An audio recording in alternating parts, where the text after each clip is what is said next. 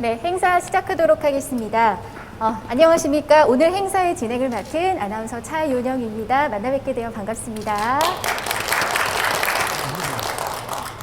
네, 오늘 행사는 휴먼 마이크로바이옴 상용화 제품 기술 개발 사업에 대한 공감대 확산을 위해 충청남도와 아산시가 마이크로바이옴 분야의 전문가 6분을 초청을 해서 기조 발제 및 토론을 준비를 했습니다. 본 행사를 계기로 휴먼 마이크로바이옴의 산업화가 조속히 시행돼 우리나라가 세계 마이크로바이옴 분야의 허브가 되기를 희망합니다. 오늘 행사는 1부 개회식에 이어서 2부에서는 6분의 전문가분들께서 기조 발표와 또 토론을 진행하게 됩니다.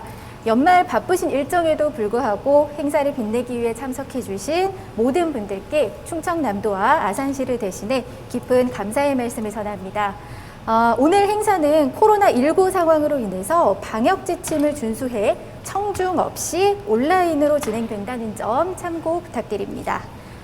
자, 그럼 제1부 개회식을 시작하도록 하겠습니다. 먼저 국민의례가 있겠습니다. 모두 자리에서 일어나 전면의 국기를 향해 서 주시기 바랍니다.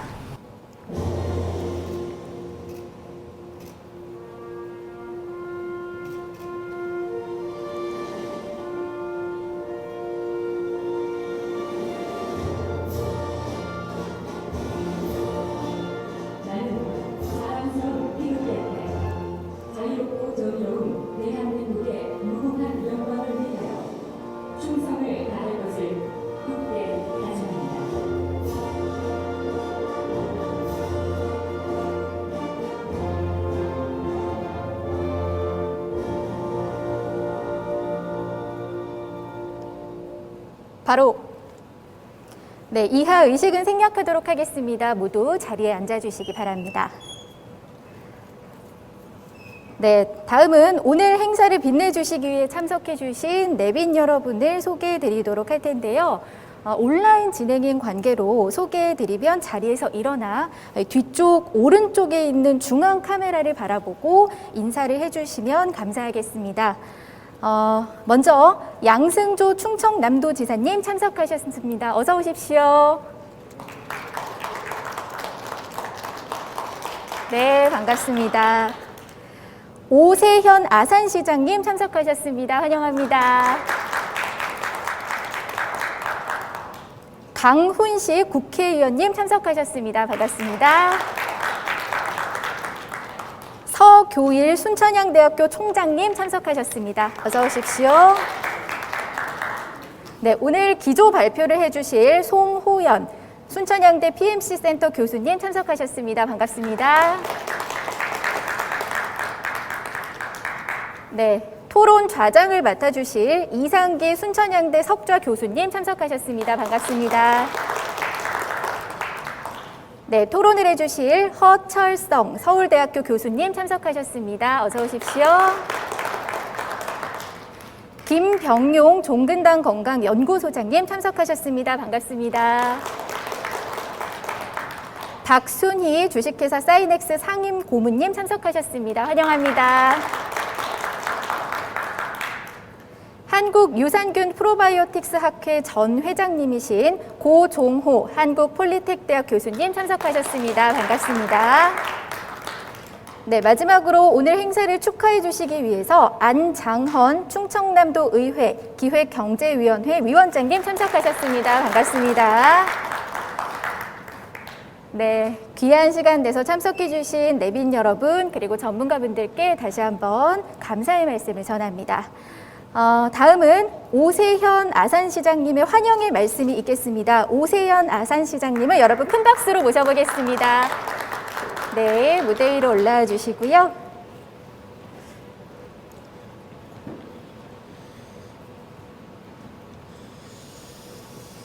예, 반갑습니다. 아산시장 오세현입니다. 오늘 마이크로바이옴 산업의 국가 산업화를 위해서 저희 지역에 또 국가적으로 또 전문가 여러분들이 많이 애써주시고 하는데 그와 같은 힘을 모으기 위한 그런 자리입니다. 이 자리에 함께해 주신 우리 양승조 지사님, 그다음에 강훈식 국회의원님, 그다음 우리 서교일 순천향대 총장님, 그리고 오늘 기조 발제를 해줄 우리 송우현 PMC 우리 원장님, 그리고 많은 패널 전문가 여러분 감사드립니다.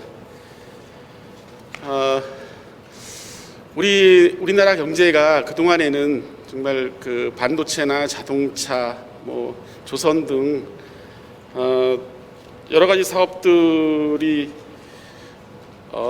따라가는 형태의 모델로 발전을 해왔지만 지금은 선도형, 우리가 먼저 앞서 나가는 어떤 사업들이 중요한 시점이고, 그런 시점에서 미래 먹거리 산업인 그 바이오 헬스 산업은 굉장히 중요하다고 생각합니다.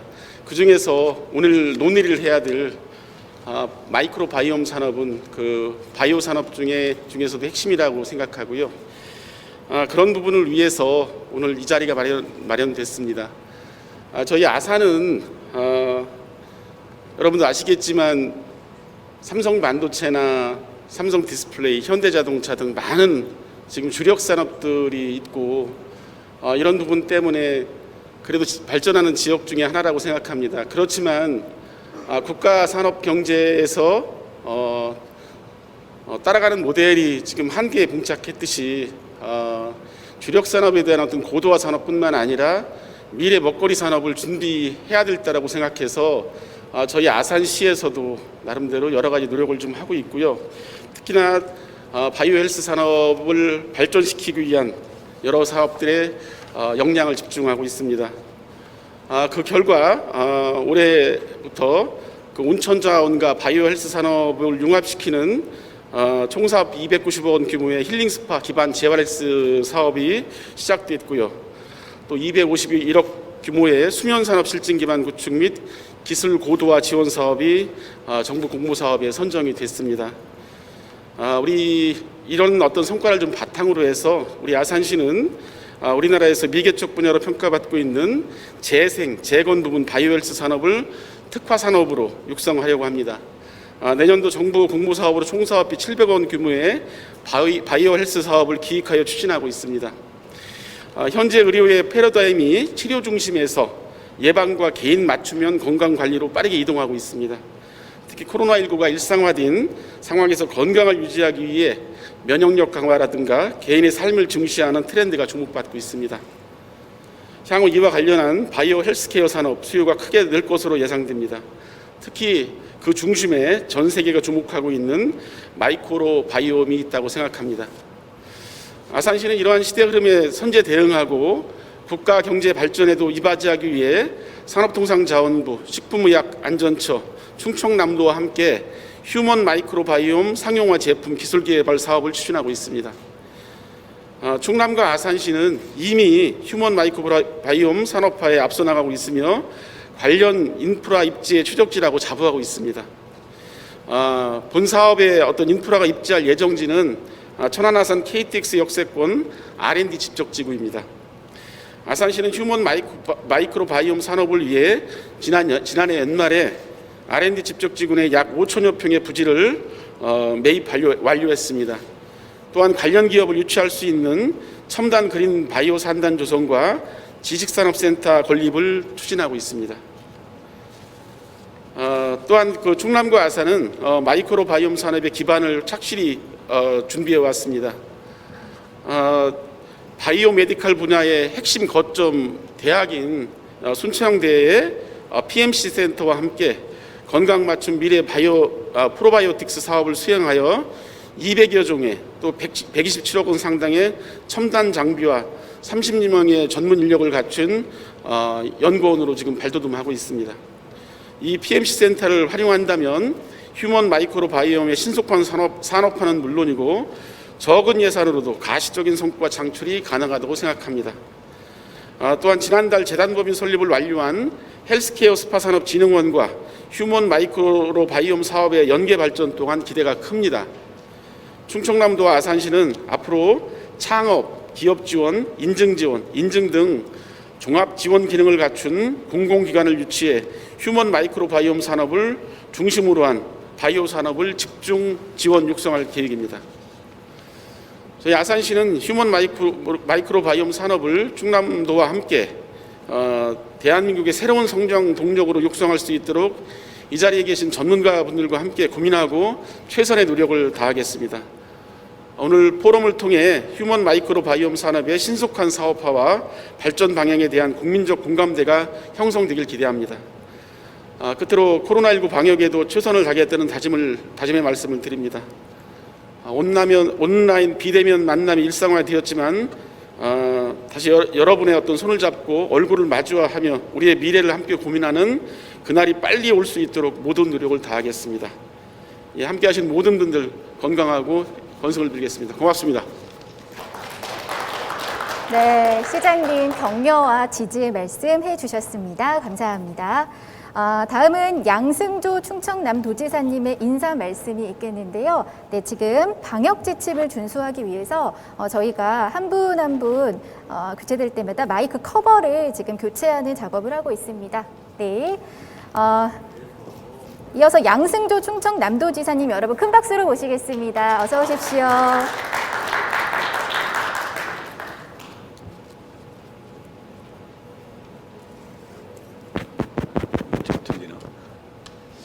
예, 여러분 대단히 반갑습니다. 먼저 휴먼 마이크로바이옴 신속한 산업화를 위한 포럼 개최를 220만 충남도민과 더불어 진심으로 축하드리겠습니다. 오늘 귀중한 행사 마련해 주신 오세현 아산시장님께 진심으로 존경과 감사 인사를 드리겠습니다. 또 송의원 PMC 센터장님께도 깊은 감사를 드리고 이 두 분께 감사의 마음을 담아서 박수 한번 주면 어떨까요? 또 휴먼 마이크로바이옴 산업화에 대해서 깊은 관심을 가지고 지난번에 예비타 등 조사 대상 사업이 선정될수록 정말 많은 애를 쏟으신 우리 강훈식 의원님께도 진심으로 존경과 감사드리면서 박수 한번 주실까요, 어머니요? 고맙습니다. 또 훌륭한 장소를 제공해 주신 우리 서기우 총장님 진심으로 고맙습니다. 우리 총장님한테 한번 감사 목소리 부탁드리자면요. 우리 안장원 우리 도현님께도 감사 인사를 드리고 이상기 교수님 오늘 좌장을 맡아 소개해 주셨는데 정말 진심으로 감사 인사를 드립니다. 또 서울대 허철송 교수님이라든가 박순희 상임고문님, 또 고종호 우리 교수님, 또 김병용 종단 건강 연구소장님께도 깊은 관심을 드립니다. 잘 아시겠지만 지난 9월에 우리 휴먼 마이크로바이옴 사업이 예비타에서 조사 대상 사업으로 최종 선정이 되었습니다. 아마 이제 내년 4월 정도에 마지막으로 최종적으로 처리될 예정인데 그런 만큼 오늘 그 토론회는 이런 과정에서 산학위원이 함께 이런 톤을 갖고 여기에 공감대를 확산하고 어떤 경우도 반드시 예타 통을 위해서 합심하겠다. 그러면서 굉장한 의미 있는 토론을 생각하고 이 자리를 빌어서 진심으로 다시 한번 우리 감사 인사를 드립니다. 잘 아시다시피 4차 혁명 시대를 말해서 새로운 미래 먹거리 산업이 무엇이냐 여기엔 굉장한 고민과 논의가 활발합니다. 그런 가운데 바이오 산업이야말로 미래 먹거리 산업 중에 미래 먹거리 산업이다 라는 그 평을 받고 그렇게 예측되는 것은 잘 아시리라고 생각합니다. 이미 2017년도에 이 바이오 산업이 세계 시장 규모가 자동차라든가 반도체라든가 이런 그 화학 제품 이 3대 산업 분야를 모두 합친 것보다 규모가 크다는 발표를 한 것은 잘 아시라고 생각합니다. 또 2017년 비즈니스 리서치라는 그 결과에 의하면은 2025년에는 바이오 산업 규모가 14조 4천억 달러에 이를 것이다. 그런 연구 결과가 있고 17년부터 25년까지 연 6%의 성장이 예상된다는 예측치를 발표한 바가 있습니다. 우리 대한민국도 중앙정부도 이 바이오 산업을 미래 반도체뿐 아니라 반도체 시스템 문제라든지 미래 자동차와 함께 3대 중점 육성 사업으로 선정해서 25년까지 무려 4조 원을 투자한다는 정부의 발표가 있었습니다. 한마디로 말씀드려서 이 바이오 산업에 얼마나 부응해서 또 철저한 계획을 세워서 함께 하느냐가 그 지역의 발전에 좌지우지할 정도로 중요한 산업이 우리 바이오 산업이라 할 수 있습니다. 우리 충청남도도 이미 17년에 바이오 산업 발전 전략을 마련했고 작년에는 바이오 산업 육성 및 지원에 관한 조례를 우리가 만들어서 여러 가지 지원하는 시스템을 갖추고 있습니다.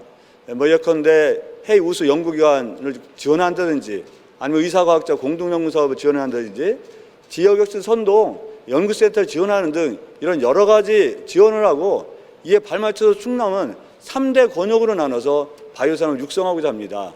이런 천안과 아산을 북부권 중심에서는 우리가 의료기기 산업을, 또 중남부권을 대상으로 해서는 바이오 소재 산업을, 그리고 서해안권을 중심으로 해서는 해양 바이오 산업을 육성한다는 바이오 산업 육성 벨트를 마련하고 그런 방향에서 중점적으로 추진하고 노력하겠다, 그런 말씀을 드립니다. 다시 한번 오늘 토론이 정말 귀중한 토론이라 생각하고 축하를 드리면서 오늘 토론을 통해서 이런 휴먼 마이크로 바이옴 산업의 공감대 확산과 우리가 산학위원이 함께 논의해서 반드시 예타가 통과될 수 있도록 함께 지혜를 모으고 힘을 모으자, 그런 말씀을 드리면서 축사에 가름하겠습니다. 여러분 축하드리겠습니다. 고맙습니다. 네, 감사합니다. 바이오 산업 육성에 대한 깊은 관심과 또 애정의 말씀 해주셨습니다. 감사드리고요. 계속해서 다음 분 모셔보도록 하겠습니다. 다음은 강훈식 국회의원님의 인사 말씀 있겠습니다. 여러분 국회의원님 큰 박수로 맞아주시기 바랍니다.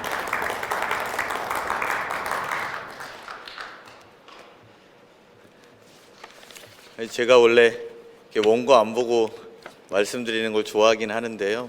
오늘 시장님이 꼭 원고를 준비해 갖고 오라고 하셔가지고 준비해 온 원고를 중심으로 말씀을 드리겠습니다. 오늘 먼저 포럼을 준비해 주신 오세훈 아산시장님, 그리고 또 우리 서교일 순천향대 총장님께 감사드리고요. 또 양승조 지사님 바쁘실 텐데 이렇게 시간 내주셔서 감사의 말씀드립니다. 기조발제를 맡아주신 우리 송호연 PMC 센터장님은 처음 제가 아직도 기억납니다. 한 4, 5개월 정도 전에 저희 의원실에 와서 정말 절절하게 설명하고 이야기하셨던 시작이 정말 함께 만들어야 된다라는 그런 표현하셨던 우리 송호연 센터장님, 그리고 좌장을 맡아주신 우리 이상기 순천향대학교 석자 교수님과 그리고 박명수 우리 피비도 연구소장님, 그리고 허철성 우리 서울대 교수님, 네, 아까 인사드렸습니다. 고종호 우리 폴리텍 대학 교수님께도 감사 말씀드리고요. 박순희 사이넥스 상임 고문님께도 감사 말씀드립니다. 그리고 우리 김병용 우리 종군당 건강연구소장님은 제가 인사를 아까 드렸나요? 하여튼 감사 말씀 제가 드립니다. 오늘 행사는 휴먼 마이크로바이옴 상용화 제품 기술 개발 사업. 사실은 저도 처음 들었을 때 이게 뭔 말인지 한동안 헤맸었던 기억이 납니다. 하지만 우리가 대한민국의 3대 먹거리 사업으로서 시스템 반도체, 그리고 미래형 자동차, 또 바이오 헬스 사업을 주력으로 놓았고, 그 중에서도 정말 이 사업은 미래가 밝은 사업이다 이렇게 알고 있고 또 그렇게 배워왔습니다. 여담입니다만 이틀 전에 국회 예산 심의가 끝났는데요. 모 의원실에서 저희가 이거 우리 동네 하겠다, 설치하겠다, 국가 예산에 반영하겠다 이렇게까지 했습니다. 이제 지자체마다 또 지역구 국회의원마다 이제 이 경쟁을 하는 단위로 들어갔다. 그 정도로 우리 눈앞에 성큼 다가와 있다. 이렇게 생각하셔도 과언이 아닐 것입니다. 마이크로바이옴이 성장 가능성이 그만큼 크고 또 앞으로 유치 경쟁도 있을 만큼 중요한 사업이라는 반증이라는 생각이 듭니다. 처음에 지금 2년 동안 우리 아산시와 충남도 그리고 PMC에서 이 고생을 많이 해왔고, 지난 6월에 저희가 예타 선정 사업에 탈락됐을 때의 좌절과 아픔도 정말 이렇게 이겨낸 것 같습니다. 7월 말에 저도 총리를 만나서 이 문제에 대해서 간곡하게 요청드렸고, 저희가 9월 말에 다시 예타 대상 사업에 선정됐습니다. 실제로 이 사업의 예비 타당성 조사의 통과까지는 시간이 더 필요하고, 그런 면에서 오늘 아까 제가 말씀드린 많은 분들의 토론과 의견은 아주 중요하고 또 소중하게 쓰일 것입니다. 나아가서 우리 충남도에도 큰 도움이 될 거라고 기대하고 있습니다. 저도 국회에서 산업통상자원 중소벤처기업위원입니다. 개인적으로는 중소벤처 소위원장을 맡고 있습니다만 이 사업이 원활하게 추진될 수 있도록 제 노력과 성의를 다하겠다는 말씀을 드립니다. 특히 산업계뿐만 아니라 학계에서도 전문가분들이 많은 관심을 갖고 있는 이 사업에 대해서 오늘 지혜를 모아주시면 충남도를 떠나서 아산시를 떠나서 대한민국의 미래 먹거리에 큰 일을 해주시는 거라는 각오로 저희에게 많은 말씀 주시면 저희도 충분히 부처와 예산도 협의하고 또 사업이 더 잘 될 수 있도록 힘을 보태도록 하겠습니다. 코로나19를 제외하더라도 건강이 많이 우려되고 유의해야 되는 시기인 것 같습니다. 항상 건강하시고 적어도 이 영상을 보시는 분이나 오늘 여기에 참석하신 분들만큼은 바이오에 대해서, 나의 헬스에 대해서, 또 대한민국의 건강에 대해서, 내 자신의 건강에 대해서 돌아보고 또 확신하는 시간이 되었으면 좋겠습니다. 감사합니다. 네, 강훈식 의원님 감사드립니다. 마이크로바이옴 사업에 힘을 실어주신 귀중한 말씀 잘 들었습니다. 마지막으로 서교일 순천향대학교 총장님의 축하 말씀이 있겠습니다. 여러분 총장님을 큰 박수로 맞이해 주시기 바랍니다.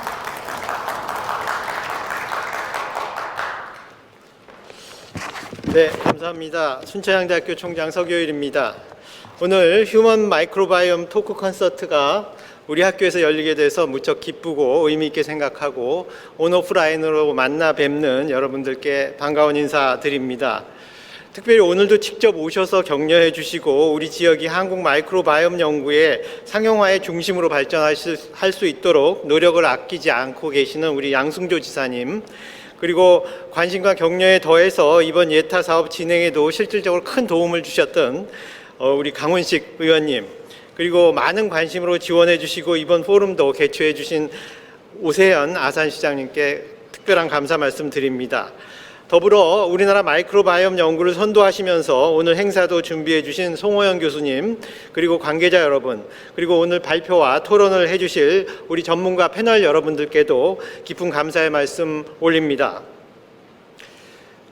저는 호르몬 연구로 국가과학훈장을 받은 적이 있고 대한내분비학회 회장을 했던 당뇨병 내분비를 전공한 내분비내과 의사입니다. 세균과는 전혀 상관없는 사람입니다. 이런 제가 마이크로바이옴을 알게 된 것은 2005년도에 마이크로바이옴 연구의 선구자 중 한 사람인 미국 워싱턴 대학의 제프 오든 박사팀이 발표한 논문, 즉 비만한 사람은 정상 사람과 다른 마이크로바이옴을 갖고 있다는 연구 결과를 봤을 때였습니다. 저는 그때 참 신기하다라고 생각했고 이러다가 또 없어지겠지라고 생각을 했습니다. 그런데 얼마 지나지 않아서 이 마이크로바이옴이 대장 염증성 질환이나 비만뿐 아니라 당뇨병, 고지혈증 등 우리 대사 분야, 또 알레르기, 치매, 암 등과 연관되어 있던 연구들이 쏟아져서 나왔습니다. 심지어 요즘에는 코로나 상황에서 코로나 감염 시에 어떤 사람은 무증상을 보이고 어떤 사람은 중증 질환 또는 사망까지 이어지는데 이 차이가 아마도 그 사람이 가지고 있는 마이크로바이옴과 관련이 있겠다는 가설에 대해서 이 가설을 지지하는 과학적 증거들이 속속 발표되고 있습니다. 이제 앞으로는 감염증 치료제로 항생제 대신 프로바이오틱스를 복용하고 비만, 당뇨병 예방을 위해서 마이크로바이옴 변환 유도식품을 먹게 될 날이 멀지 않은 것 같습니다. 그렇기 때문에 많은 나라들이 마이크로바이옴 연구와 산업 가치를 인지하고 대형 국가 프로젝트를 통해서 이를 지원해 왔는데요. 아시다시피 미국 NIH에서 지원했던 HMP, 휴먼 마이크로바이옴 프로젝트, 그리고 백악관 주도로 추진했던 내셔널 마이크로바이옴 이니셔티브 등이 그것입니다. 이런 연구 등을 통해서 이미 한 10년이 넘었기 때문에 레퍼런스 지놈들이 어느 정도 진행이 되어 있어서 앞으로 산업적 활용의 지평이 굉장히 넓어졌다고 생각합니다. 물론 우리나라에서도 이 중요성을 인식하고 국가 차원의 지원이 여러 차례 논의되고 지속되고 있는데요. 우리 대학은 우리 송호연 교수님이 주도하셔서 2018년 산업통상자원부와 충남도 아산시의 지원을 받아서 우리 국내에선 유일하게 PMC 사업, 플랫폼 구축자로 지정이 됐고 이런 인프라를 이용해서 국내 마이크로바이옴 연구 그리고 산업화를 선도하고 있습니다. 이제 이 사업을 확장해서 제대로 된 글로벌 선도 제품 개발을 위한 휴먼 마이크로바이옴 상용화 센터를 기획해서 추진하고 있습니다. 현재 우리나라는 아까 지사님이 말씀하신 대로 반도체나 자동차보다도 세계 시장 규모가 큰 시장, 이 마이크로바이옴 시장에서 마이크로바이옴 의약품 전용 시설조차 없어서 국내 기업이 외국 시설을 사용하기 위해서 대기하는 시간만 1년, 2년이 걸리고 국내 기술 유출도 위험성이 상존하고 있습니다. 따라서 저희가 기획하는 이 계획이 실천되면 마이크로바이옴 전용 CGMP가 구축되는 등 연구 및 인증과 표준화, 임상실험과 기업 지원 등이 체계적으로 이루어져서 우리나라가 세계 마이크로바이옴 연구 및 시장을 주도할 수 있을 것으로 기대합니다.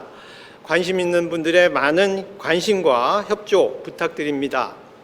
우리 학교 산하 4개 대학병원의 임상 교수님들도 임상 마이크로바이옴 연구회를 구성하여 우리 송호연 교수님이 회장을 하시면서 내과, 비뇨기과 등 12개 분과에 약 30분의 교수님들이 마이크로바이옴 기술을 적용하는 공동 연구를 기획하거나 진행하고 있어서 앞으로 활발한 임상시험도 기대됩니다. 또한 동물 이용 생물 안전 3등급 연구시설을 구축하여 코로나19 등 고위험성 감염병에 대한 마이크로바이옴 치료제 연구 개발을 척수하였다는 말씀도 드립니다. 오늘 포럼을 통해서 휴먼 마이크로바이옴의 발전 전략 및 정책 개발을 위한 의미 있는 제언들이 많이 나오기를 기대합니다. 다시 한번 휴먼 마이크로바이옴 산업화 포럼 개최를 축하드리며 모든 참석자 여러분들의 건승을 기원합니다. 감사합니다. 네, 소중한 환영의 말씀해 주신 네 분께 다시 한번 진심으로 감사드립니다. 다음은 휴먼 마이크로바이옴 상용화 제품 기술 개발 사업의 개요와 추진 경과를 영상으로 시청을 하실 텐데요. 오늘 행사의 중심 키워드인 휴먼 마이크로바이옴은 이 충남의 성장 동력으로 떠오르고 있는 신사업인데요. 이제 더 이상 우리와 먼 이야기가 아닌 것 같습니다. 이 미생물을 통한 질병 치료의 새 패러다임을 열고 있다고 해도 정말 과언이 아닌데요. 현대의학과의 시너지가 정말 큰 기대가 됩니다. 오늘 이 자리를 통해서 부디 많은 이야기들이 좀 오가고 후속적인 연구 인프라 그리고 법령 개정 등이 잘 뒷받침이 돼서 휴먼 마이크로바이옴 사업의 날개를 달 수 있는 귀중하고 또 가치 있는 시간이 되기를 진심으로 기원하겠습니다. 오늘 행사를 위해 애써주신 충청남도와 아산시 관계자분들 그리고 마이크로바이옴 전문가분들께 다시 한번 진심으로 감사의 말씀드리고요. 영상이 이제 준비가 됐습니다. 지금부터 휴먼 마이크로바이옴 상용화 제품 기술 개발 사업의 개요와 추진 경과를 화면으로 함께 보시겠습니다. 휴먼 마이크로바이옴이란 무엇일까요? 우리 몸과 우리를 둘러싼 주위의 환경에는 수많은 미생물이 살아가고 있습니다. 집안 곳곳은 물론 사람의 피부나 소화기관에도 다양한 미생물이 존재합니다. 이러한 미생물들의 수많은 유전자 정보를 바로 마이크로바이옴이라고 합니다. 인간의 몸은 1%의 사람 유전자와 99%의 미생물 유전자로 이루어져 있어 휴먼 마이크로바이옴이 인간과 어떻게 공생하는지 연구하면 우리는 좀 더 건강한 삶을 살아갈 수 있습니다. 그래서 세계와 더불어 우리는 휴먼 마이크로바이옴에 주목했습니다. 하지만 우리나라 현실은 인프라 부재로 외국에 의존하여 정보 유출과 골든타임을 놓칠 수 있는 우려가 많습니다.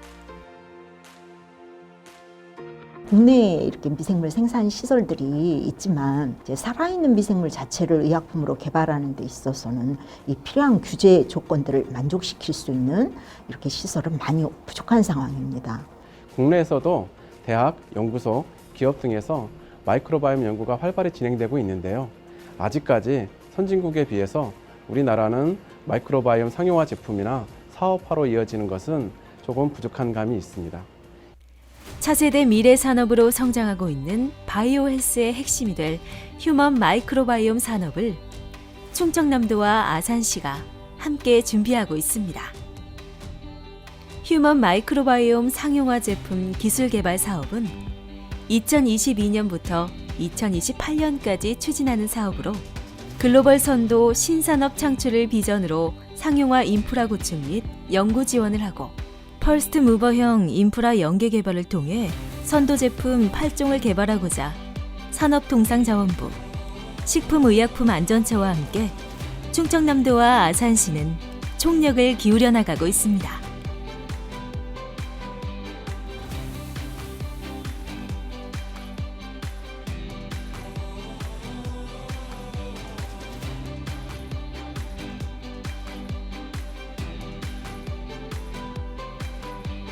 왜 충남 아산일까요?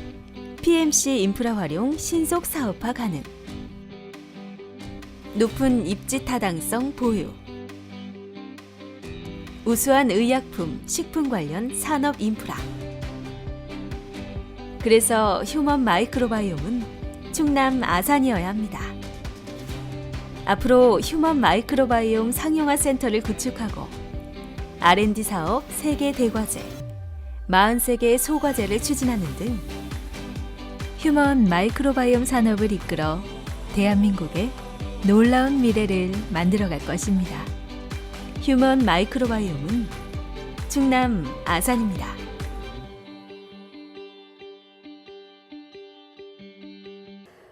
다음은 개회식 마지막 순서가 될 것 같은데요. 휴먼 마이크로바이옴에 조속한 사업화의 열망을 담은 카드 퍼포먼스가 진행이 되겠습니다. 내빈 여러분 그리고 토론자분들께서는 무대 위로 지금 올라와 주시면 감사하겠습니다. 네, 오늘 행사를 기념하는 카드 퍼포먼스가 진행되고 있습니다. 네, 박수 한번 부탁드립니다.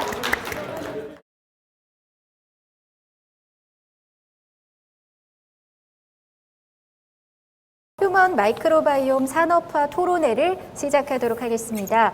먼저 송호연 순천향대 PMC 센터 교수님의 기조 발제가 있겠는데요. 송호연 교수님 무대 위로 모셔보도록 하겠습니다. 여러분 큰 박수 부탁드립니다. 예.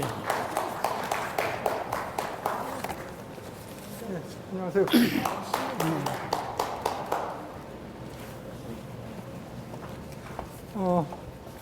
마이크 나오는 거죠?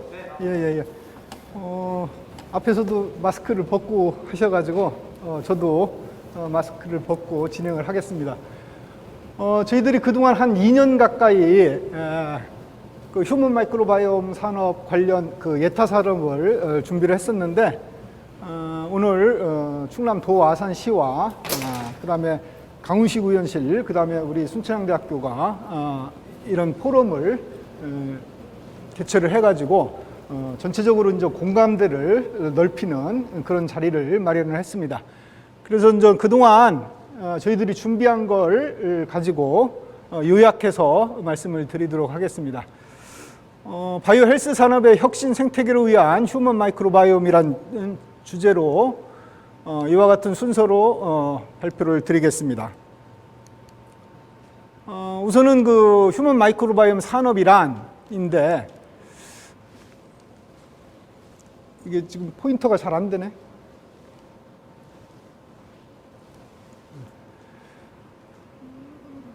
우리 이제 전문가분들은 다 아는 내용이지만은 이게 이제 그 유튜브를 통해서 또 방송이 된다고 하니까 조금은 자세히 말씀을 드리겠습니다. 마이크로바이옴을 정의하면은 보통은 우리가 그 사람과 동식물, 자연 환경에 서식하는 미생물과 유전체 정도로 일반적으로 알고 있습니다. 근데 이제 조금 더 구체적으로 얘기하면 이 미생물과 그다음에 미생물이 가지고 있는 어떤 세포내의 구조물들 그리고 이 미생물이 분비하는 메타볼라이트들 플러스 주변 환경까지를 포함하는 그런 넓은 개념으로서의 마이크로바이옴을 정의를 하고 있습니다. 휴먼 마이크로바이옴이라고 하면은 사람과 같이 서식하는 미생물과 그 미생물의 유전체 총체를 의미를 하는데 보통 사람에는 한 5,000종의 미생물이 있고 그 중에 한 4,000여 종은 소화기관에 있습니다. 그리고 여성의 질에도 다양한 유산균을 중심으로 해서 다양한 한 250여 종의 미생물들이 있으면서 여성의 어떤 생식기의 건강성을 유지해주고 있습니다. 휴먼 마이크로바이옴 산업의 정의인데 요거는 본 사업을 위해서 저희가 이제 정의를 따로 만든 겁니다.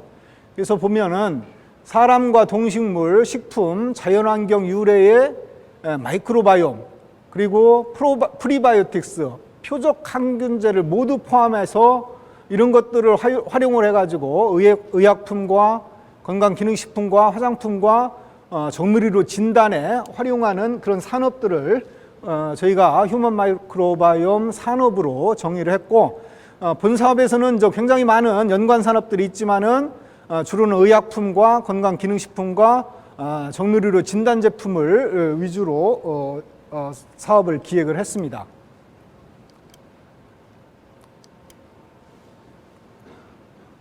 휴먼 마이크로바이옴을 제2의 유전체라고 하는데, 보통 사람을 구성하고 있는 세포들은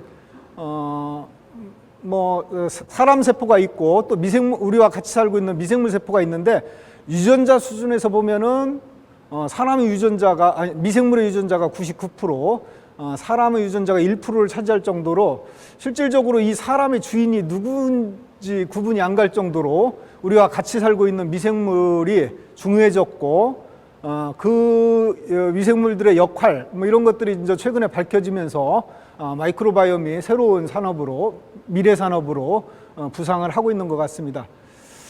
앞서 저희 총장님께서도 말씀하셨지만은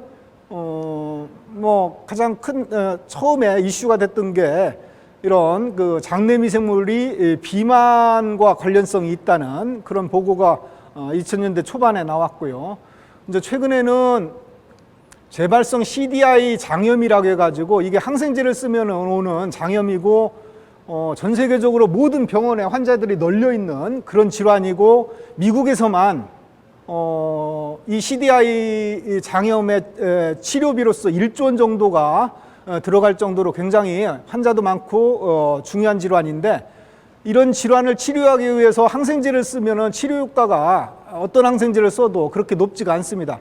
근데 건강한 사람의 대변을 이식을 해서 치료를 하면은 치료율이 80에서 90% 될 정도로 건강한 사람의 장에 있는 미생물들이 굉장히 중요한 역할을 한다는, 또 치료제로서의 가능성이 있다는 그런 것을 보여주는 사례로서 그런 마이크로바이옴이 건강 증진의 영역을 넘어서 치료 영역까지 갈 수 있다는 그런 하나의 예시가 되고 있고, 이런 것들이 지금 이 대변 이식 치료는 우리나라를 비롯해서 전 세계적으로 굉장히 많이 시행을 하고 있고, FDA에서도 치료법으로서 인정을 하고 있습니다. 근데 이제 최근의 연구 결과들을 보면은 이런 휴먼 마이크로바이옴이 왜 중요한지를 알 수가 있는데요. 우리 인간이 가지고 있는 거의 대부분의 질환들하고 관련성이 있습니다. 그 중에서도 특히 이런 감염 질환, 그러니까 항생제 내성의 슈퍼박테리아를 만약에 치료를 하려면 새로운 항생제를 개발을 해야 되는데, 그럴 경우에 예를 들어 1조 원 이상의 돈이 들고 10년 이상의 시간이 필요한데 성공 가능성이 그렇게 높지 않거든요. 근데 이제 최근에는 이런 항생제 내성 슈퍼박테리아를 조절할 수 있는 좋은 미생물을 가지고 조절하는 그런 어떤 패러다임이 제시가 되고 있고, 좀 전에 말씀드렸던 이런 CDI 치료라든지 많은 감염성 질환에 굉장히 효과적인 걸로 알려져 있고, 최근에 이제 코로나19에 관련된 마이크로바이옴 의약품 치료 영역까지도 지금 시작을 하고 있는 걸로 알고 있습니다. 그 외에 당뇨라든지 비만이라든지 고지혈증이라든지 이런 대사 질환들과의 관련성이라든지, 처음에는 이해가 안 가겠지만은 장에 있는 미생물들이 신경질환을 조절한다는 그런 개념의 겉브레인 엑시스, 즉 자폐라든지 파킨슨이라든지 치매라든지 또는 우울증이라든지 이런 질환들도 장에 있는 미생물의 관련성이 높다. 그래서 휴먼 마이크로바이옴을 조절을 해서 치료를 하거나 예방을 할 수도 있다라는 그런 근거들이 제시가 되고 있고요.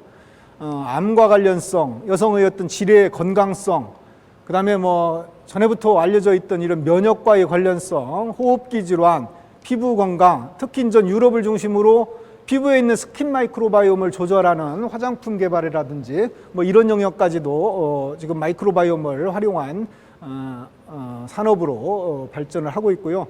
그 다음에 노화라든지 영유아 건강에도 관련이 있고, 기타 사람뿐만 아니라 뭐 동물이라든지 다른 환경이라든지 해양이라든지 이런 분야에서도 마이크로바이옴 기초 연구 또는 상용화 연구들을 많이 진행을 하고 있습니다. 그래서 지금 마이크로바이옴 연구의 대부분은 이제 휴먼 마이크로바이옴에 집중돼 있기 때문에 본 사업에서도 휴먼 마이크로바이옴을 타겟으로 해서 그 중에서도 마이크로바이옴 의약품이라든지 건강기능식품 또 이런 다양한 질환들을 마이크로바이옴을 활용해서 진단할 수 있는 진단 뭐 이런 쪽으로 사업에 포커스를 맞췄습니다.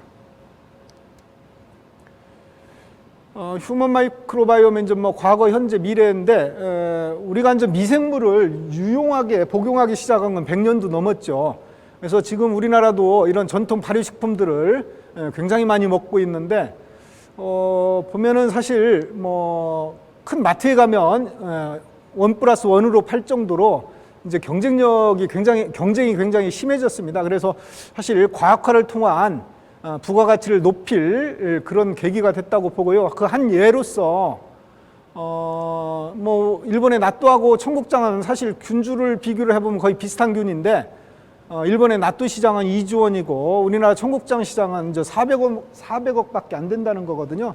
그 이유를 보면은 이런 나또는 이 균주에 대한 유전체 분석이라든지 또는 동물 실험이라든지 임상 시험을 다 거쳐가지고 실질적으로 그 활용 범위가 굉장히 넓다는 거죠. 건강기능식품뿐만 아니라 의약품이나 화장품 영역까지 전부 활용이 되기 때문에 시장이 큰데 우리나라는 이제 식품 정도로 쓰고 있는 거죠. 그래서 이런 예를 통해서도 우리 전통 발효식품들도 과학화 업그레이드 또 이런 전통 발효식품에서 유용균주를 발굴을 해서 의약품이나 또는 건강기능식품 또는 화장품에 어떤 원료로 활용할 수 있는 그런 연구들을 진행을 해야 된다고 보고 있고요.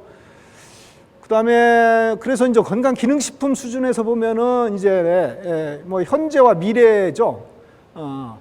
그동안은 그 우리가 흔히 활용하고 있는 그 장건강 위주의 프로바이오틱스가 대부분이었는데 앞으로는 다양한 어떤 건강과 관련된 기능성의 개별 인정형 프로바이오틱스 시장이 새로운 산업을 형성을 해갈 거라고 생각을 하고 있습니다. 그래서 한 예를 들면 뭐 CJ에서 나온 피부 유산균 이게 이제 아토피에 좀 효과가 있다고 해서 김치 유산균에서 찾아낸 거를 이제 이렇게 제품으로 만든 건데 초반에 이 3년 동안 한 1,000억 정도의 매출을 올릴 정도로 개별 인정형 이 프로바이오틱스 시장은 부가가치를 높여주면서도 새로운 산업으로 연결할 수 있는 그런 계기가 될 걸로 보고 있고요. 근데 이제 이 마이크로바이옴 산업을 미래 산업이다, 신성장 동력 산업이다 라고 얘기하는 가장 큰 이유는 아무래도 마이크로바이옴의 치료제 영역일 것 같습니다. 그래서 실질적으로 이 치료제 영역으로 마이크로바이옴에 넘어오면 전 의약품 수준에서의 부가가치가 굉장하기 때문에 의약품을 활용한 치료제 마이크로바이옴 연구가 앞으로 마이크로바이옴의 미래 산업이 될 걸로 생각을 하고 있고요. 최근에 이제 세레스에서 CDI 장염에 대한 임상 3상에 성공을 했기 때문에 아마도 곧 마이크로바이옴 의약품으로서는 처음으로 실질적으로 환자에 적용할 수 있는 상황이 오지 않을까 생각을 하고 있고요. 그다음에 이제 난치성 질환들, 그다음에 개맞춤 정밀의료 이런 분야가 이제 마이크로바이옴을 활용한 그런 영역에서도 특별히 중요하다고 생각을 하고 있습니다. 그동안 그 의약품 쪽을 보면은 한 100여 년 이상 우리가 그 합성의약품을 계속 써왔고 이런 합성의약품을 쓰다 보니까 이제 치료가 안 되는 것들, 치료에 한계가 있는 것들이 있고 또 부작용이 있고 재발을 하는 그런 질환들이 많아서 이제 80년대 이후에 뭐 예를 들면 바이오의약품이라고 해서 항체의약품이나 세포치료제나 유전제 치료제 같은 이런 의약품이 임상에서 사용을 하면서 사실은 기존의 합성의약품과 같이 쓰는 병합요법으로 주로 많이 사용을 하고 있는데요. 그런 개념에서 보면은 이제는 마이크로바이옴 의약품도 이런 어떤 새로운 영역에서의 의약품 시장을 열어갈 수 있고 기존의 난치성 질환이나 임상에서 해결이 어려운 그런 질환하고 같이 병용 치료를 했을 때의 시너지라든지 또는 만성 질환의 예방과 건강 증진이라든지 개인 맞춤 정밀 의료라든지 이런 데에 좀 활용될 수 있는 그런 시기가 온 것 같습니다. 맞습니다. 교수님 좋은 발표 감사합니다. 네, 그럼 이어서 전문가 토론을 진행을 하도록 할 텐데요. 함께할 그 6분의 패널분들을 좀 모셔보도록 하겠습니다. 토론에 참여할 6분의 패널분들 지금 무대 위로 올라와 주시기 바랍니다. 기다려주셔서 감사합니다. 그럼 지금부터 휴먼 마이크로바이옴 산업화 토론회를 시작하도록 하겠습니다. 6분의 토론자분들이 모두 자리를 하셨고요. 지금부터 오늘 토론회 좌장이신 이상기 순천향대학교 석좌 교수님의 진행으로 전문가 토론을 하도록 하겠습니다. 이상기 교수님, 지금부터 토론 진행해 주시기 바랍니다. 예, 안녕하십니까.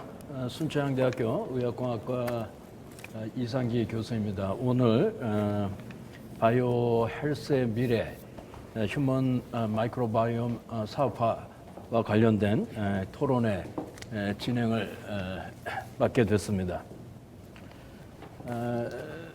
우선 오늘 토론에 참석해 주신 전문가에 대해서 소개 말씀을 올리도록 하겠습니다.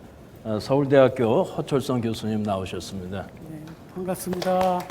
예, 다음에는 종근당 건강의 김병용 연구소장님 토론에 참석해 주셨습니다. 다음에는 주 사이넥스의 박순희 상임고문님 참석하셨습니다.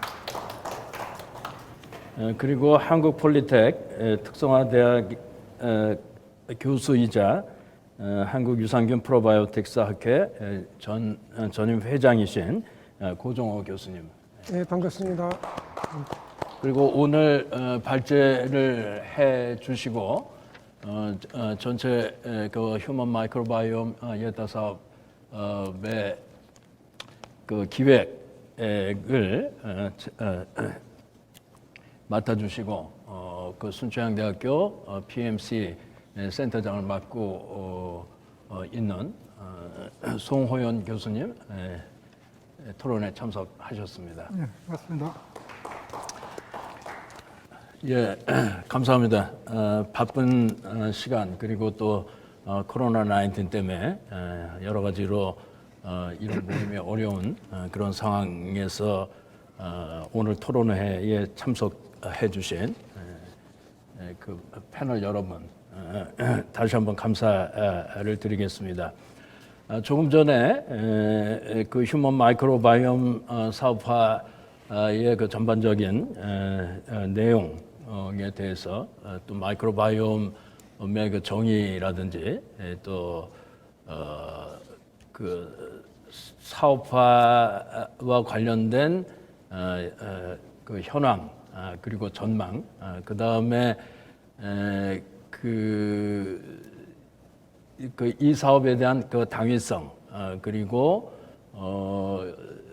이 사업이 그 아산을 중심으로 해서 그 수행이 돼야 될 이런 내용에 대해서 그 발제자께서 설명을 해 주셨습니다만 또 오늘 참석해 주신 그 토론자 분들께서는 휴먼 마이크로바이옴 분야의 그 전문가들이시기 때문에 오늘 그 발제 내용에 추가해서 우리나라 그 마이크로바이옴 산업 발전을 위해서 긍정적인 제언을 부탁드리겠습니다. 패널당 각 5분 정도 발표를 해주시면 될 것 같습니다. 우선 서울대학교 허철성 교수님께 제가 그 몇 가지 질문을 드리도록 하겠습니다. 지금 그 휴먼 마이크로바이옴 그 사업화에서 가장 핵심적인 내용은 결국은 그 마이크로바이옴을 활용한 그 치료제를 갖다 이제 그 개발하는 게 되겠습니다만, 실질적으로 그 마이크로바이옴을 활용한 미생물 치료법이 실제 임상에서 어떤 질환에서 어떤 방법으로 쓰일 수 있을지 그런 내용에 대해서 좀 더 구체적으로 설명을 해 주셨으면 좋겠고요. 또한 그 개별 인정형 마이크로바이옴 건기식 시장이 지금 굉장히 커지고 있는데, 실질적으로 이러한 건기식의 그 상용화 연구 개발 과정에서 지금 가장 큰 허들이 무엇인지 아울러서 설명을 부탁드리도록 하겠습니다. 우선 이 미생물이 유산균 또는 프로바이오틱 마이크로바이옴이 최근에 나온 개념이 아니라 예전부터 있었던 개념이다. 그 역사를 한번 되짚어서 이해를 조금 돕는 게 좋을 것 같아서 1907년도에 메치니코프가 불가리아 지방에 장수촌을 조사를 하니까 다른 데보다 오래 사는데 뭐를 먹나 보니까 거기서 요구르트를 먹고 있었어요. 그래서 요구르트에 다른 지방보다 많이 먹어서 이게 장수에 영향이 있거나, 그래서 더 프롤롱게이션 오브 라이프라는 논문을 내서 노벨상을 받게 됩니다. 근데 거기에서 나온 균이 락토바실러스 불가리쿠스와 스트랩토코커스 서머필러스라는 균이에요. 그래서 이런 유산균이나 균을 먹으면 장수에 영향이 있구나.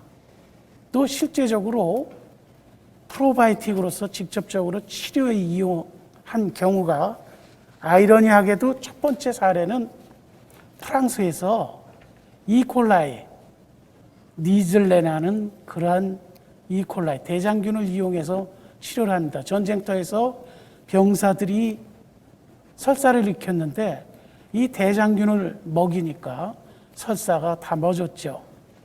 그때 설사를 일으키는 균은 쉬길라라는 균인데 결국 이콜라이로 그러한 치료를 하는 그런 경험이 있는 겁니다. 그 당시에는 이것이 마이크로바이옴에 의한 치료라고 생각지는 않았죠.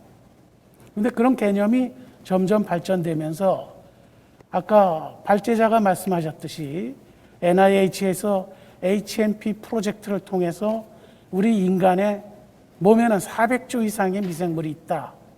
그 미생물이 각 부위마다 정상적인 작용을 할 때 우리 몸이 건강하게 유지가 되는데, 그게 불균형을 이뤘을 때 질병이 유발이 된다.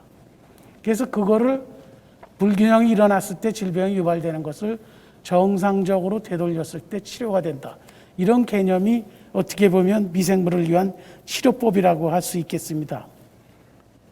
발제작가에서 말씀하셨지만은 기존의 치료법으로 잘 듣지 않는 그런 크론병이나 그다음에 대장염, 그다음에 크로스트리듬 디피실, 이러한 장내에 있는 질병을 미생물을 통해서 치료하는 그런 생균을 이용하는 치료법, 그것은 발전해서 최근에는 FMT, 즉 대변 이식술을 통해서 실제적으로 병원에서 사용되는 그런 사례들이 많이 있다.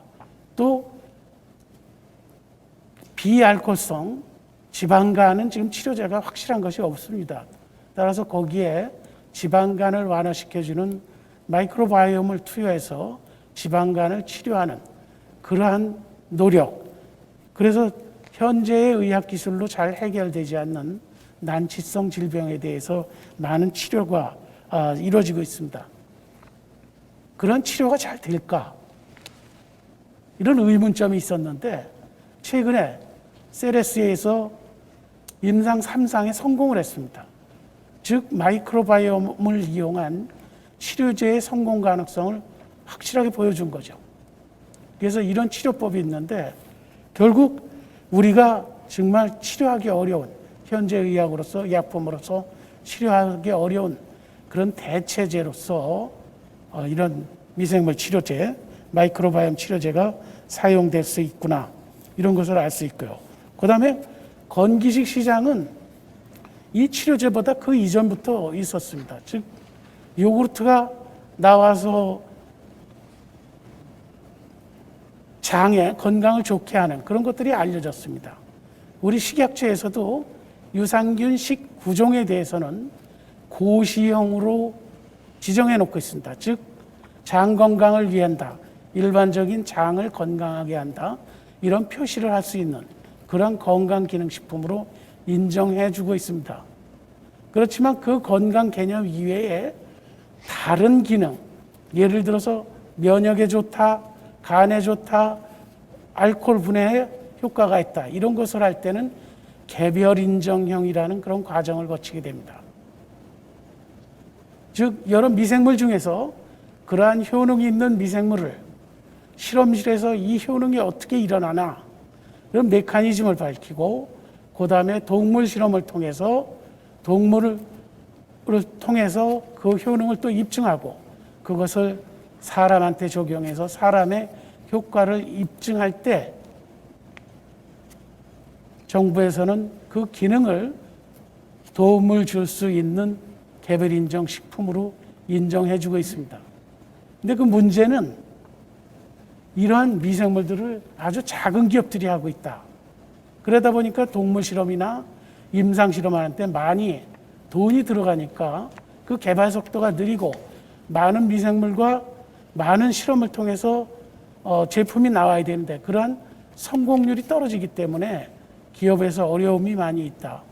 또 두 번째는 외국에 아주 큰 기업들이 이런 거를 선점하고 있기 때문에 그거를 능가하는 경제성을 가지는 미생물을 찾기가 어렵다. 그 다음에 이러한 그 브랜드가 상용화가 되기 위해서는 많은 연구가 이루어져야 됩니다. 우리가 잘 아는 LGG라는 균이 있습니다. 건강기능식품으로 잘 알려져 있습니다. 그 균에 대한 논문은 약 750개가 넘습니다. 한 개당 1억이 든다 그러면 연구비만 750억이 들어갔습니다. 우리 작은 기업들이 그러한 연구를 하기가 어렵겠죠. 그 다음에 실험실에서 이러한 설비를 다 갖춰서 실험하기가 어렵습니다. 그래서 국가에서 이런 집적된 그런 시설과 기술자들이 그 연구자들을 지원을 해서 이런 개발 속도를 빨리 높이는 것이 좋을 거라고 생각이 됩니다. 예, 고맙습니다. 수고 많으셨고요. 그 다음에는 종근당 건강 김병희 연구소장님께 발언을 부탁드리도록 하겠습니다. 지금 허 교수님께서 말씀하신 것처럼 이제 마이크로바이옴의 그 치료제 그 개발과 이제 그 활용이 굉장히 그 중요한데, 이렇게 마이크로바이옴의 그 치료제를 우리가 적극적으로 활용하기 위해서는 마이크로바이옴과 관련된 그 질병을 제대로 정확하게 진단하는 게 우선이 돼야 되지 않을까, 이제 그런 생각이 드는데, 마이크로바이옴을 이용한 그 진단이 그 기존에 사용하고 있는 여러 가지 그 질병의 그 진단 방법하고 어떤 그 차별성이 있는 건지 그 부분에 대해서 설명을 해주시고, 그 다음에 또 이런 마이크로바이옴의 그 마이크로바이옴 진단법의 그 장점 미 뭐고, 그 다음에 실질적으로 이런 국내외의 그 마이크로바이옴 진단 시장의 그 동향이나 그 성장 가능성에 대해서 그 말씀을 해주시기를 부탁을 드리겠습니다. 예, 교수님 질문 감사합니다. 말씀 주신 대로 모든 질병의 치료에 그 먼저 선제되어야 되는 것이 적절한 진단입니다. 정확하게 진단이 되어야 그것에 맞는 치료제와 치료법을 환자한테 할 수 있기 때문입니다. 지금 그 마이크로바이옴 치료제가 우리나라를 포함해서 전 세계적으로 많은 연구가 되고 있는데요. 마찬가지로 이런 마이크로바이옴을 활용해서 진단하려는 연구도 국내적으로 많이 되고 있습니다. 기존의 진단법이라고 하면 어떤 뭐 코로나19처럼 외부에서 감염균이 들어왔을 때 그 병원균 자체를 진단하거나 혹은 그 인체에 질병에 있는 특정 장기나 아니면 질병 부위에 대해서 어떤 뭐 생리생화학적 검사를 통해서 적절한 진단을 하는 것이 기존의 진단법이었고 또 현재도 마찬가지로 그렇게 활용되고 있습니다. 하지만 이제 마이크로바이옴에 관한 진단은 조금 다른데요. 앞서서 그 수전양대 서총장님께서도 잠깐 그 소개를 드린 것처럼 2005년도, 2006년도 그 미국의 워싱턴 대학의 제프리 고든이 비만이 있는 사람들은 장내 미생물이 다르다라고 그 네이처 논문을 통해서 밝혔는데요. 결국은 뭐냐면 비만 자체를 진단하기 위해서 비만 세포를 보는 것이 아니라 장내 세균을 보고서 그 사람의 비만 가능성을 예측하기도 하고 또 진단하기도 한다는 내용입니다.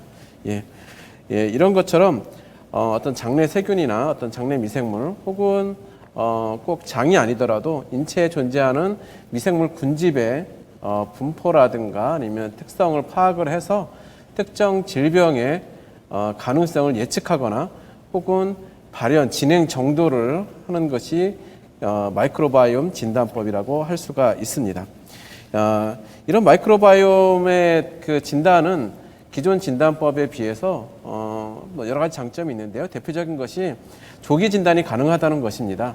그러니까 질병 아까 말씀드린 비만의 경우도 마찬가지고요.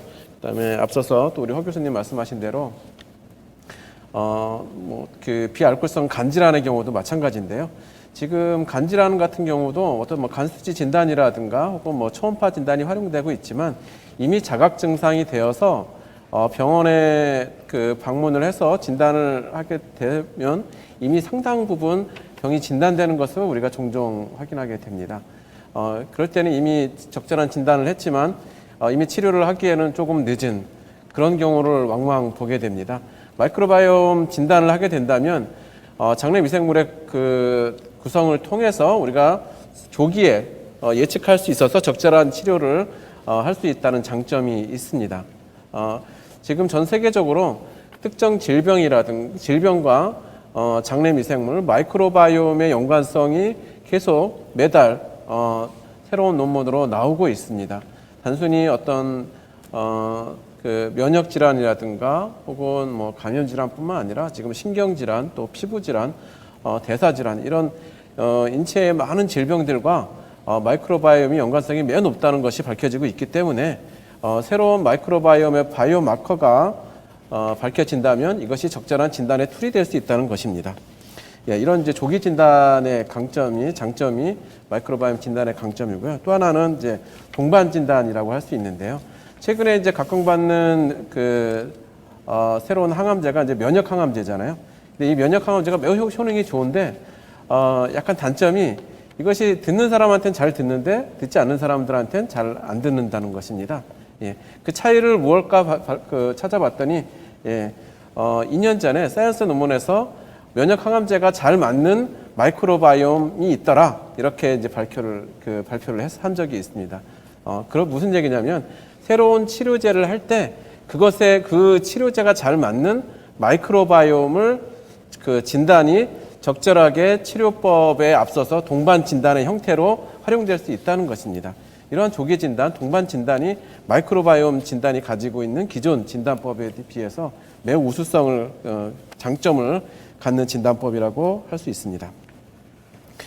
현재 지금 국내적으로 이런 마이크로바이옴 진단의 연구뿐만 아니라 그다음에 산업화 또 그 실제 상용화 제품으로 되는 연구들이 많이 활발히 진행되고 있는데요. 지금 아직까지는 이제 장내 마이크로바이옴 같은 이제 군집 분석 모니터링을 통해서 질병 진단의 형태로 하고 있는데요. 지금 말씀드린 대로 새로운 질병과 그것의 바이오마커가 새로운 논문으로 계속 밝혀지고 있습니다. 따라서 이런 바이오마커들이 계속 늘어난다면 전 세계적으로 이 마이크로바이옴을 활용한 진단의 어떤 기술, 제품들이 계속 늘어날 것이라고 생각합니다. 마찬가지로 현재 지금 코로나19로 확산되는 이런 전 세계적인 진단 그 회사들이 굉장히 많이 성장하고 있잖아요. 특히 이제 K 바이오로 활용되는 이제 국내 기업들도 마찬가지인데 마이크로바이옴이 또 다른 진단의 하나의 시장, 새로운 어떤 기술 개발에 좋은 도구가 될 것이라고 저는 생각을 하고 있습니다. 예, 이상입니다. 예, 고맙습니다. 마이크로바이옴 진단의 의의와 또 그 여러 가지 이제 그 시장 동향, 성장 가능성에 대해서 잘 정리를 해서 말씀을 해주셨습니다. 이 마이크로바이옴 관련 그런 의약품이 시장에서 실제로 그 환자 치료를 위해서 사용이 되기 위해서는 일단 허가를 받아야지만 되는 거고, 또 허가를 받기 위해서는 전임상 또 임상 실험이 필수적으로 따라야 되는데, 우리 박순희 박사님은 원체 그 국립보건원에서 이제 그 오래 일을 하셨고, 또 이런 허가 분야의 이제 그 전문가시기 때문에 이 박 고문님께서 보시는 그 관점에서 마이크로바이옴 의약품 그 임상 시험을 위한 국내외 그 가이드라인이 지금 어떻게 돼 있는지, 그 다음에 국내 마이크로바이옴 산업의 그 표준화는 지금 어느 정도의 그 수준에 와 있는지, 그 부분에 대해서 좀 설명을 부탁드리겠습니다. 네, 질문 감사합니다. 질문이 사실은 이렇게 두 꼭지로 나눠서 설명을 할 수 있을 것 같습니다. 그래서 먼저 이제 마이크로바이옴 의약품의 이제 임상 시험을 위해서 이렇게 어떻게 가이드라인 현황이 어떻게 되어 있는지를 먼저 말씀드려 보겠습니다. 실제로 의약품을 그 허가를 받으려면 의약품의 품목허가 그 심사 규정에 맞춰서 시험을 해서 자료를 내면 됩니다. 그러니까 그게 약사법이나 다양한 법의 그 건강기능식품 관련 법을 맞춰서 하게 됩니다. 그런데 실제로 현재도 이렇게 락토바실러스 몇 종류가 대한민국 그 약전이라는데 원료로 등록돼 있고 그래서 허가가 되어 있습니다. 그런데 대부분 현재는 그것들이 자료 제출 의약품이라는 형식으로 돼 있어서 지금 최근에 과학기술 발전에 이렇게 그 부합하는 안전성, 유효성 자료가 조금 미비한 경우가 있습니다. 특히 이제 그 오늘 우리가 논의를 많이 했던 것들이 예전에 그 제품군에서 벗어나서 다양한 질환으로 의약품을 개발을 하게 되는데, 이러한 의약품의 개발하기 위한 그런 유용균주들이 그 유용균주들 허가를 받기 위해서는 특수한, 그러니까 안전성, 유효성, 이제 그 생산 공정 이런 것들이 필요한 상황이 되게 됩니다. 그래서 어떻게 보면 법은 있지만 우리가 그 교과서는 있지만 빨간 펜이 필요하듯이 이런 가이드라인이 좀 필요한 부분은 분명히 있습니다.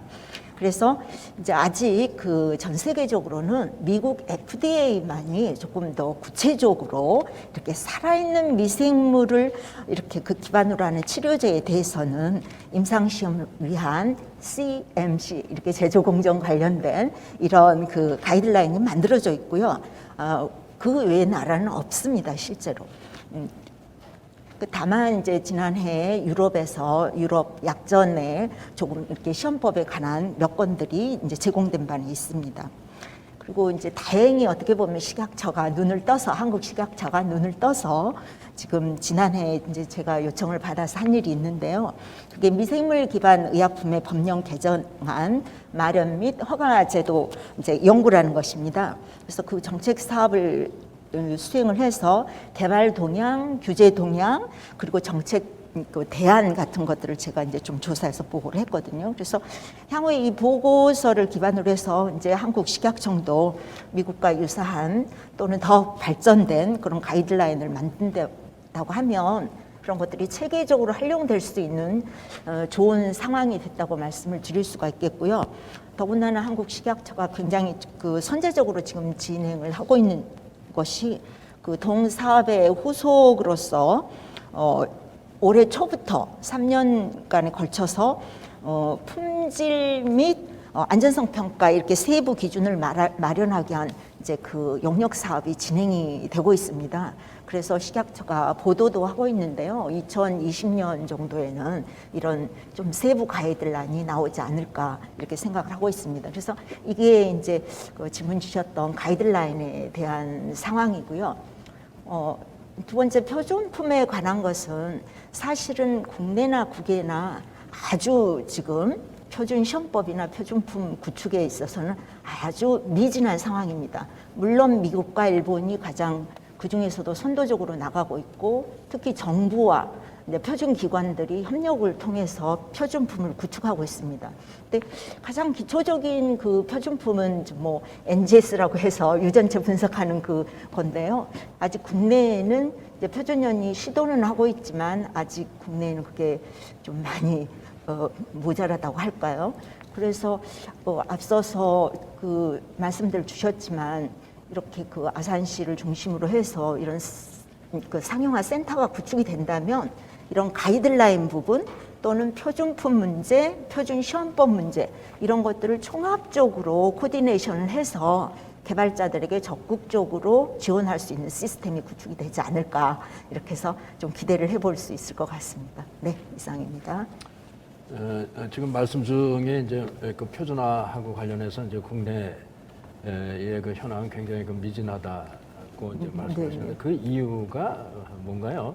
지금 아직 그 정부 쪽에서 이제 그 중요성에 대해서 인식을 하지 못한 게 이제 가장 큰 이유인가요? 아니면 사실은 좀 더 정직하게 얘기하면 사실은 개발자들이 많이 있고 또 개발 단계가 많이 나가게 되면 이제 정부도 그것을 인지해서 어떻게 좀 더 적극적으로 나갈 수 있는데 실제로 그렇게 되면 국제 경쟁에서는 그 순서대로 나가게 되는 거죠. 그래서 이제 이런 센터를 통해서 오히려 미리 지원을 하는 시험법도 미리 지원해주고 또 표준품도 미리 구축을 해주고 이렇게 되면 이게 후발주자인 우리나라 물론 잘 나가고 있는 회사들도 물론 있습니다만은 많은 후발 기업들에 대해서는 미리 이렇게 제공해주는 그러니까 더 선제적인 역할이 되지 않을까 바로 또 선제적인 역할이 우리가 필요하다고 생각을 합니다. 그래서 네. 예, 고맙습니다. 다음은 폴리텍 대학의 고정호 교수님께 마이크를 옮기도록 하겠습니다. 지금 이 마이크로바이옴 그 의약품의 그 상용화를 위해서는 연구 개발 R&D가 이제 뭐 가장 중요할 수밖에 없는데 지금 이 R&D의 그 성공률을 높이기 위해서는 이 국내 지금 관련 그 인프라 하고 그 연계해서 어떻게 해야지만 그 성공률을 갖다 높일 수가 있을 건지 그 부분에 대해서 좀 설명을 해주시기를 부탁드리겠습니다. 네, 반갑습니다. 고정호입니다. 본 질문 이제 관련해서 어떻게 보면 좀 원초적인 내용인 것 같지만 항상 기본에 이렇게 충실할 필요는 있을 것 같습니다.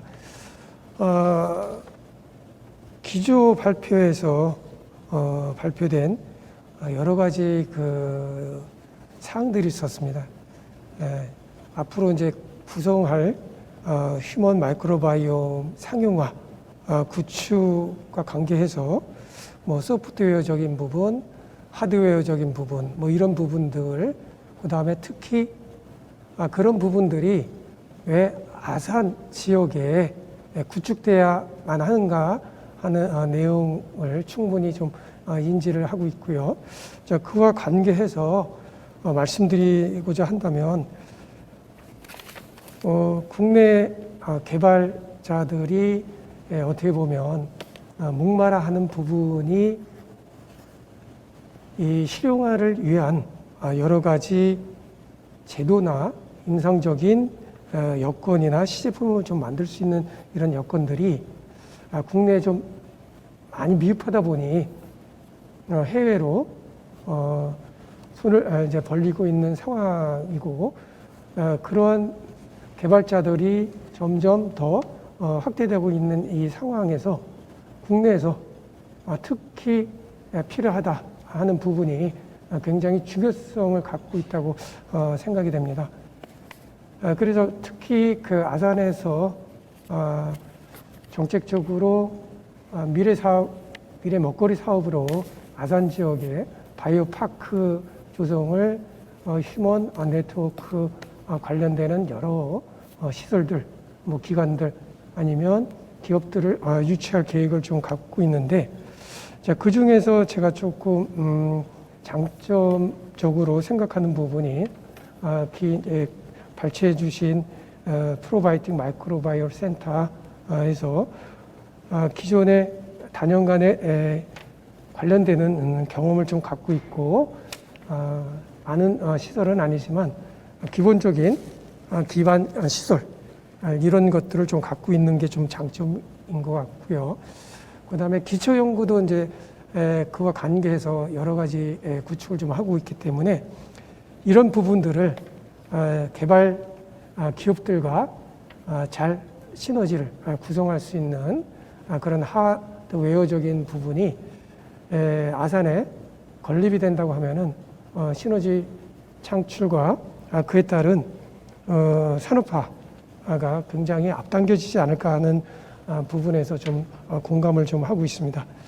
자, 어떻든 또 중요한 부분은 하드웨어적인 게 잘 돼 있다고 하더라도 어떻게 보면 소프트웨어적인 것을 어떻게 또 갈 거냐 하는 게 좀 굉장히 관건인데, 프로바이오틱 마이크로바이옴 센터에서 단연간 그런 경험들을 좀 기반을 좀 하고 있다는 게 아산에 유치하는 그러한 모토가 좀 되지 않는가 싶고요.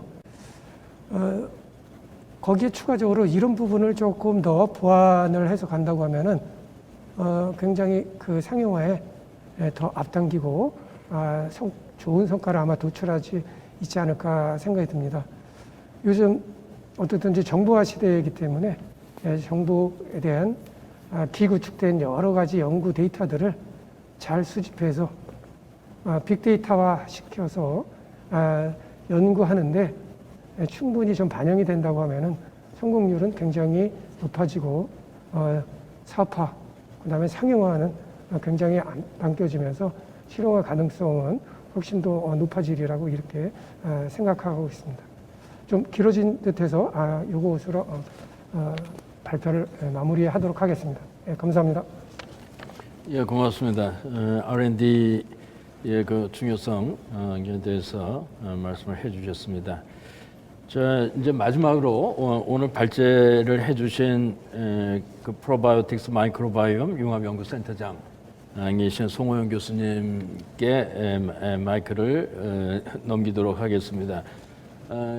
그 발제 그 내용에서 이 휴먼 마이크로바이옴 그 사업의 그 중요성, 또 그 생태계 이런 부분에 대해서 그 상세하게 설명을 해 주셨는데, 그동안 지난 2년에 걸쳐서 기획을 하면서 아마 특별한 그런 소회가 있으실 것 같아요. 아까 이제 그 발표된 내용은 뭐 30분으로 압축을 하느라고 미처 말씀을 못 해주신 그런 내용들도 이제 많이 있으리라는 그런 생각이 드는데, 송 교수님이 보기에 그 우리나라의 그 휴먼 마이크로바이옴 관련 그 신산업 생태계를 구축하기 위해서 정부 차원에서 이제 그 집중적인 지원이 필요한 이유에 대해서 다시 한번 좀 설명을 해주시고, 그 다음에 상용화 연구 개발 지원을 위해서는 관련된 그 인프라를 이제 구축하는 게 절대적으로 필요하다고 누차 강조를 해주셨는데, 이 생태계 구축 후보지로서 이제 그 아산 지역을 강력히 지금 그 주장을 하시는 특별한 이유에 대해서도 이제 그 다시 한번 말씀을 해주시기를 부탁을 드리겠습니다. 사실은 발제 때 지금 말씀하신 내용들은 뭐 대부분 들어가긴 했는데요. 아마 그 발제 내용이 풀 버전으로 올라가지 않을 가능성이 좀 있는 것 같아서 비슷한 내용이지만 다시 한번 말씀을 드리겠습니다. 이제 마이크로바이옴 산업은 이제는 글쎄요, 필요성을 논할 때가 좀 지난 것 같아요. 저희 산업부 충남하고 아산시가 이거를 예타 사업으로 처음 기획을 해서 진행을 하는 과정 중에서 과기부 중심으로 범부처 마이크로바이옴 이니셔티브 사업을 하겠다고 지금 과기부가 준비를 하고 있거든요. 그 규모는 사실 저희 휴먼 마이크로바이옴 산업보다도 훨씬 큰 규모로 준비를 하고 있고요. 또 그 전에 사실 복지부도 뭐 한 1억 정도 작년 말에 기획부용으로 해서 마이크로바이옴 산업을 기획을 시작을 했고, 뭐 농진청도 마찬가지고, 그래서 사실은 뭐 심지어는 최근에 환경부나 해양수산부까지도 마이크로바이옴 산업의 기초 연구를 하겠다고 했기 때문에 이 마이크로바이옴 산업의 이 어떤 필요성은 이제는 넘어서 어떻게 하면 좋은 사업을 만들어서 잘할 수 있느냐, 그 단계인 것 같거든요. 그렇다고 보면은 이제 저희들이 분석을 해봤지만은 그동안에 한 10년 정도의 어떤 기초 원천 연구들이 굉장히 많이 있습니다. 2,500억 정도가 투입이 됐고 한 700개 이상의 R&D 과제들이 만들어졌기 때문에, 그리고 파이프라인 조사를 해보니까 뭐 한 260개 이상의 파이프라인들이 이제 상용화 근처에 와 있는 단계인데, 문제는 이 상용화로 넘어가려면 기본적으로 마이크로바이옴은 이 신산업이기 때문에 특히 의약품에서 상용화 쪽으로 넘어가려면 임상시험을 위한 시료 생산이 필요하고 또 임상시험에 대한 가이드라인 뭐 이런 것들이 필요한데, 기존에 이제 합성이나 바이오의약품 같은 경우는 이미 다 돼 있기 때문에 그런 시설을 이용하고 그런 프로세스를 따라가면 되는데, 아직 마이크로바이옴 의약품 쪽은 우리나라는 아직은 조금 부족한 면이 있습니다. 그래서 결국은 외국 사례를 1차적으로 먼저 보면은 미국이나 아니면은 유럽의 이런 그 국가 단위의 마이크로바이옴 빅 프로젝트들은 기본적으로 투 트랙으로 진행을 하는 것 같아요. 이미 이제 상용화 R&D 사업을 오픈을 하고 있고, 또 그 상용화 R&D를 지원할 혁신 센터를 같이 가고 있는 그런 투 트랙 모양으로 사업을 만들고 있거든요. 그 이유 중에 하나는 아무래도 마이크로바이옴 산업을 연구 개발하는 기업의 특성에 있다고 봐요. 왜냐하면은 이 마이크로바이옴 산업은 지금 대부분은 중소벤처기업들이 하고 있고, 이 벤처기업들이, 중소기업들이 원천 기술은 가지고 있는데 상용화를 넘어가려면 기본적으로 임상 시료 생산을 위한 CGMP 시설이 필요하고, 또 임상시험에서 수십억 원의 돈이 연구비가 필요한데 그런 연구비가 부족하기 때문에 원천 기술 단계에서 더 나가지 못하는 그런 한계점이 있습니다. 그래서 이 마이크로바이옴 산업이 신산업이고 그런 기초적인 인프라가 없기 때문에 초기의 어떤 산업 생태계를 만들기 위해서는 결국은 국가 차원의, 외국처럼 우리나라도 국가 차원의 집중적인 투자가 기본적으로는 필요하다, 산업 생태계를 위해서. 그래서 그런 것을 통해서 임상에 진입을 하고, 그러고 이제 산업 생태계가 만들어지고, 그다음에 마이크로바이옴 산업으로까지 만들어진다면 그때 가면은 아무래도 셀트리온이나 삼바 같은 대형 대기업들이 대량 생산 시설 같은 거를 구축을 해서 우리나라에서도 지금 잘하고 있지만은 그런 어떤 산업 기반이 만들어지지 않을까 하는 그런 생각을 하고 있기 때문에 초기에는 국가가 인프라도 깔아주고, 기본적인 인프라죠. 사실은 임상 1, 2상 임상 시험을 시료 생산을 할 수 있는 기본적인 인프라를 깔아주고, 또 임상 시험을 할 수 있는 수십억 원의 연구 개발비를 과제마다 이렇게 줄 수 있다면 우리나라는 뭐 다른 나라에 늦지 않게 또 선두 경쟁을 할 수 있을 정도의 그런 생태계를 만들어갈 수 있지 않을까 하는 생각을 합니다. 그리고 또 하나 질문을 해주신 것 중에 하나는 왜 아산, 충남 아산이냐 이 말씀을 하셨는데, 사실 이거는 저희 프로바이오틱스 마이크로바이옴 융합연구센터 사업은 2016년도부터 기획을 했었습니다. 근데 그 당시에 마이크로바이옴이란 용어를 이렇게 얘기를 하면 대부분의 전문가들이 아니면 그 용어 자체를 못 알아들을 시절이었거든요. 불과 4년 전인데도 불구하고. 근데 지금은 마이크로바이옴이란 용어를 거의 누구나 쓰고 다녀요. 화장품에서조차 마이크로바이옴 화장품 얘기를 하고 있고. 그런데 그 당시에 이제 산업부의 지역 거점 사업으로 프로바이오틱스 마이크로바이옴 융합연구센터 사업이 선정이 되면서 충남도 아산시가 지원을 같이 해주셨고, 그래서 그 센터의 위치가 지금 아산시에 있는 겁니다. 그러다 보니까 이제 지금 이 PMC 센터로는 기초 원천 연구 지원을 해줄 수 있고, 건강기능식품 같은 경우는 상용화 개발까지는 지원을 해줄 수 있는 인프라가 됩니다. 또 하나 사실은 마이크로바이옴에서 가장 중요한 게 뭐냐면 생산 공정 개발이거든요. 그러니까 이 마이크로바이옴은 살아있는 미생물이고, 이 미생물을 살아있는 상태에서 고농도로 배양을 해서 동결 건조해가지고 계속 그 바이오빌리티를 유지하면서 캡슐화까지 해야 되기 때문에 그 공정 생산 기술이 대단히 중요하죠. 실험실에서 하는 그런 수준하고 스케일업에서 대량 생산하는 공정하고는 전혀 다른 개념이거든요. 그런데 이 마이크로바이옴이라는 미생물의 대부분이 이제 장내 미생물인데, 장내 미생물은 다 아시지만은 현기성균들이 대부분이고 또 난배양성균들이 대부분 많이 있습니다. 그러다 보니까 새로운 지금 고시된 19종 외에 새로운 균종을 가지고 어떤 마이크로바이옴 건기식이나 의약품을 개발을 하려면은 사실은 쉽지 않은 공정 개발 기술이 필요한 거죠. 그런데 이제 그런 공정 개발 같은 생산 공정 개발을 각 연구자들이 개별적으로 하는 데는 어떤 시설이나 어떤 연구의 능력 면에서 좀 한계가 있습니다. 그래서 저희 센터에서는 주로는 이 마이크로바이옴이라고 하는 미생물의 특수성을 살린 공정 개발 쪽의 시스템을 만드는데 지금 노력을 하고 있고 계속 진행을 하고 있거든요. 그래서 결국은 시설 자체는, GMP 같은 시설 자체는 뭐 돈을 들이면 세계 최고의 수준으로 만들 수 있지만 그 시설을 운영하는 인력이나 어떤 그 역량이나 그런 경험 같은 거는 사실 쉽게 얻어지는 게 아니거든요.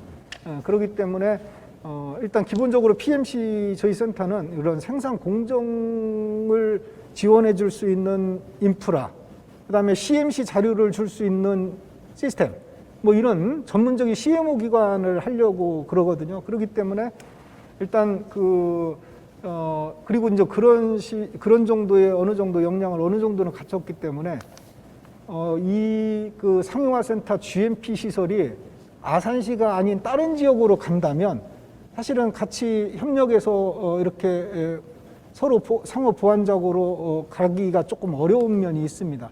그리고 다른 지역으로 간다면 저희 PMC와 같은 센터를 그 근처에 다시 만들어야 되는 중복 투자의 개념도 있기 때문에 기본적으로 왜 아산시냐는 그 부분에 있어서는 사실은 지금 기존에 산업부 충남 아산시가 공동으로 지원을 해주는 이 PMC 산업이 아산시에 있기 때문에 아산시에 와야 되고, 또 이런 인프라가 있기 때문에 충남도나 아산시가 이거를 업그레이드 시키고 확장시켜서 국가 마이크로바이옴 허브로 만들겠다, 컴플렉스를 만들겠다, 이런 계획을 세우는 거거든요. 그래서 기본적으로는 전 아산시에 와야 되는 이유 중에 첫 번째는 PMC가 지금 아산시에 있고 이 사업을 이렇게 보완해 가면서 좋은 사업으로 만들어갈 수 있는 여건이 가지고 있다는 그런 말씀을 하나 드리고요.